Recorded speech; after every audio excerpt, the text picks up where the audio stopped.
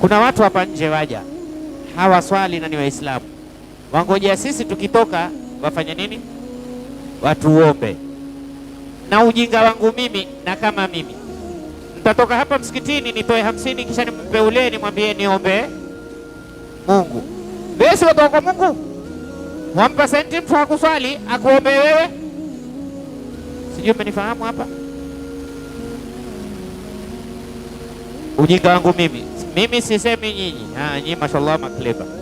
Badala kaa kumzengea aliyoko msikitini, najua huyu naye atoka kwa nani?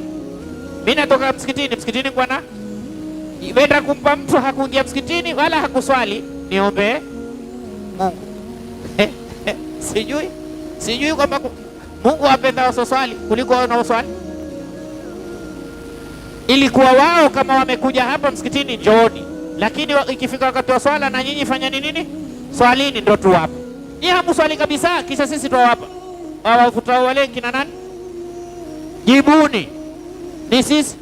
Lakini tukitoka kila mwasi muangalie, siseme hatufai kusaidia, lakini wamsaidia Muislamu amekuja msikitini siku ya Ijumaa na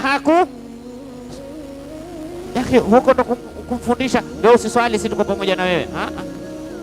Uswali na mimi siko pamoja na wewe.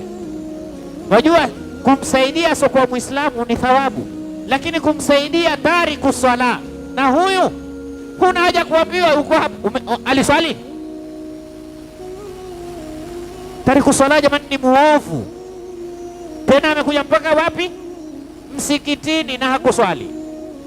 Hii ni nukta nimependa kuitanabahisha.